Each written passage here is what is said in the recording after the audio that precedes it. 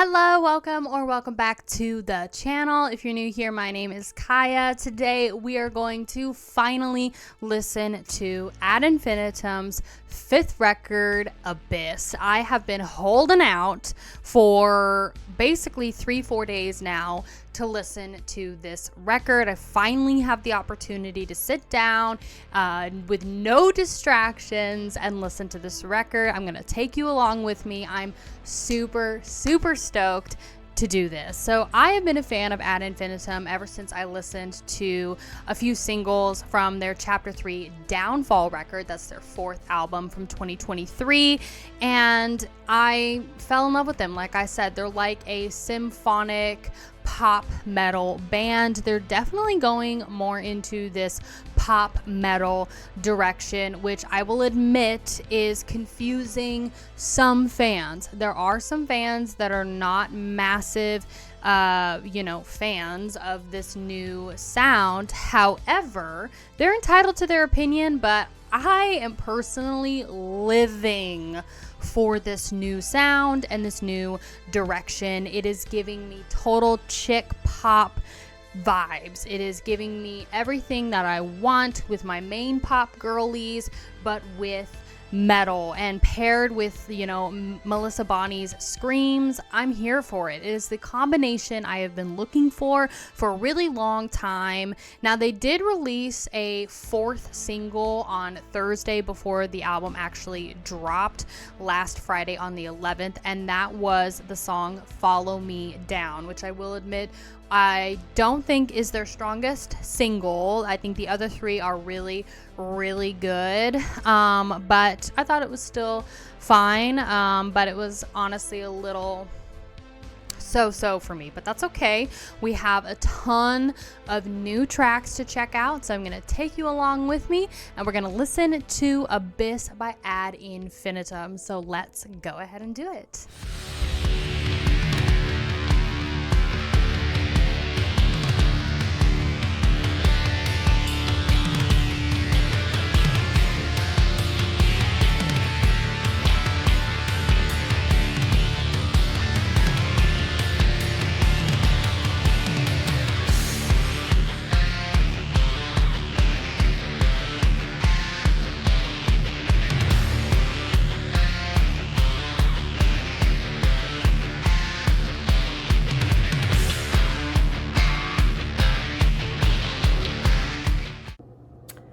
Oh my god. Okay.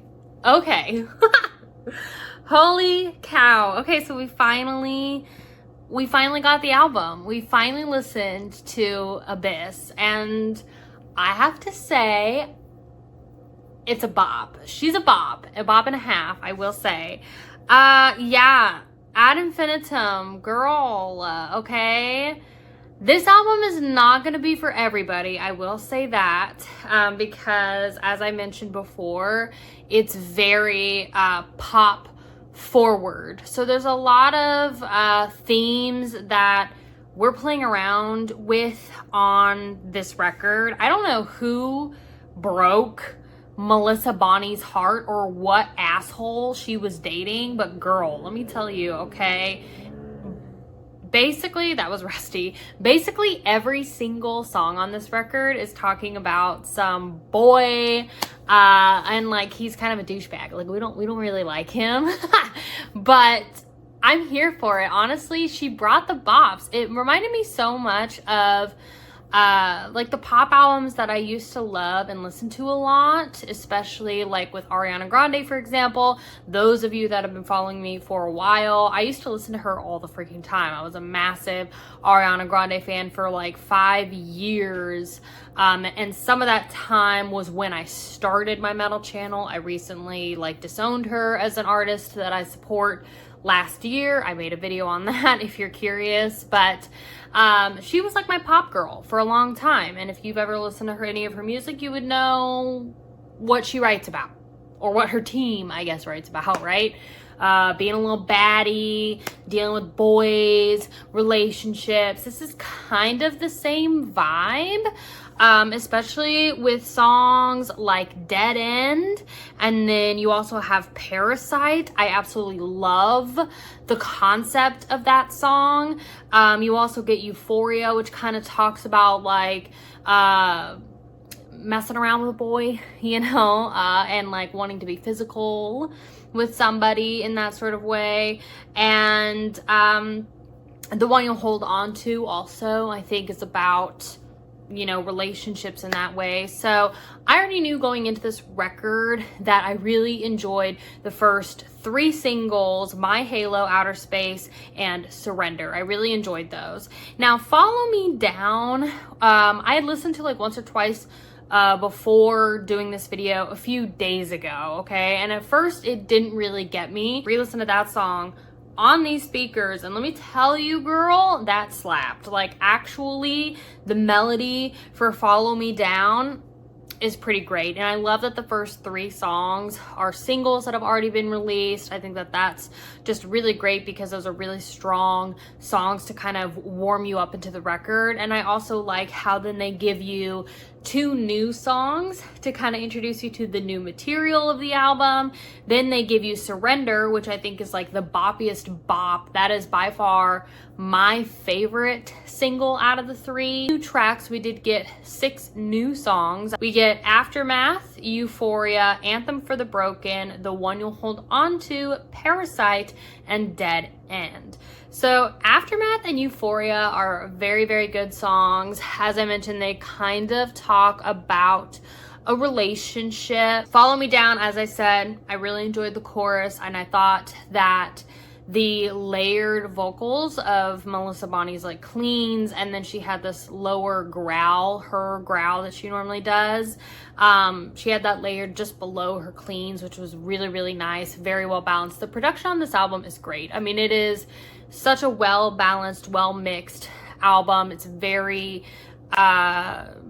it is kind of a more mainstream, easy to listen to album, but it's not in a bad way. I mean, this is like a symphonic metal band that is exploring more aspects of pop. Aftermath, this song gave me chills in the beginning, I'm not gonna lie. I loved that the hook of this song was sung in her growls. I also thought the bridge to the song sounded super massive, and I loved that they used keys to elevate the chorus in a way. I thought that that was really big.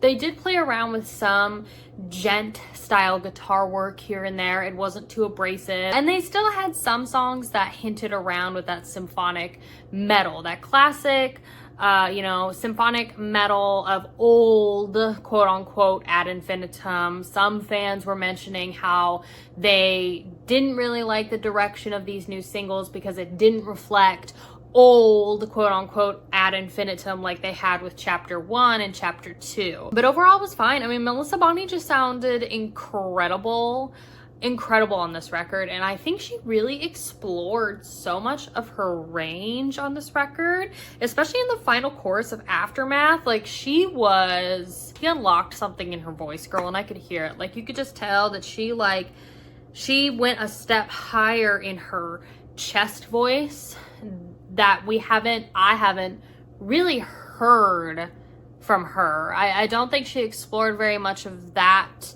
range in chapter 3 Downfall, and certainly not in any of the other songs. I mean, Melissa Bonnie, if there's one thing that we can definitely agree on with her voice, is that she's got a voice. She has an amazing range, very, very beautiful. And so like, she was able to unlock this super high range in her chest voice, and you could hear her in the best way possible struggle with it just a little bit. You could hear this like rasp in her voice, and I love that because I could tell that it definitely seemed like a harder note for her to hit, and that it was definitely pushing the boundaries just a little bit for her range. But obviously she could land it, and she landed it perfectly fine. But I love that it was such a human and such a raw response from her body, and it was just, you know, it was very human and very natural, and I loved it so much. Then we go into Euphoria. That song, gorgeous, absolutely gorgeous. the song starts out with her cleans, and then there's also a vocoder layer. A vocoder layer. Phenomenal. I mean, it was beautiful. It was fantastic. I mean, it was just, it blew my mind how beautiful that was. I loved the way that she says the word euphoria. Like, I don't know exactly. I knew I was going to lose the way that she said it, but it's not like how I would say it. Euphoria. It was euphoria or something. Euphoria or just something. She said it in a really cool way, and I liked it. There was also Spanish guitars that were featured in that bridge, and there was this vocal, like, little frill thing that she did, a vocal run in the end. Gorgeous. Absolutely gorgeous. Then Euphoria going into Surrender, which, as I said, is, in my opinion, their strongest song and single on this entire album. I'm done. I was like, girl, okay. So then we go into the last 4 tracks, and I'm gonna kind of be honest. There's a couple duds. Anthem for the Broken and The One You Hold On To are kind of duds. I think the weakest track on this album is probably The One You Hold On To. Now let's talk about Anthem for the Broken first. There's a piano that kind of starts us out. It does sound very much symphonic metal, like I mentioned, how it kind of represents the quote old Ad Infinitum. That's the kind of vibe you get with Anthem for the Broken. It is a grower. It didn't grab me immediately, but I did really enjoy the tribal drums that were in the bridge, and I also liked the choral ending. So the bridge and that choral ending were my favorite parts of that song. If anything, just listen to the end of Anthem for the Broken, because all of those layered vocals, like, it wasn't your typical choir, you know? It was like a mix between like group vocals and a choir, and you could individually hear both like Melissa Bonnie singing as well as her like layered clean vocals in there, and then you can also hear some gentlemen's voices. I'm assuming it's the other members in her band kind of layering things in there. It was very pleasant sounding. I did enjoy it. But that is also why I think the next song, The One You Hold On To, is kind of the weakest one on the album. It is a little bit genty. There is a key change, which was very satisfying to hear, but it was a little abrupt. I'm gonna be honest, it was just a little abrupt. Not the best segue into the key change, but I feel like it's very difficult to properly do a key change because you're obviously changing the key, but that was in there, and I'm a huge fan of that. So it's still a grower. Still think it's the weakest on the album. Then we get into Parasite, which, as I mentioned, has an awesome lyrical concept. It's kind of obviously relating this relationship, this person, I'm going to assume an ex-boyfriend, ex-lover, that's, you know, just a parasite. You're comparing them to a parasite, and that's kind of the gist of it. But I love that Melissa was exploring more of her growls in that song, and that is really the best takeaway for that song. All of the verses in Parasite are sung in her harsh vocals, which that was my biggest criticism for Chapter 3 Downfall, was the lack of growls. And I know not everybody is into growls. There are tons of people who would rather women not growl in metal or whatever, you know. A lot of people just don't like them. I obviously love growls and don't mind it. So I also think that Melissa has a great growl. She has a great growl voice. She, like I said, she's very diverse with her voice. She's got a great, amazing range. So I'm so happy that she delivered with her growls in Parasite. You got all of the verses, and I believe the bridge is also sung in that growl, and it's perfect. It's literally everything I wanted because it's like giving me girly bop vibes, but she's like growling in my face, and that is just giving. That is giving for me. A lot of these songs are very much catered to like women who have, or just people, I guess, in general, that have gone through abusive, toxic relationships, you know?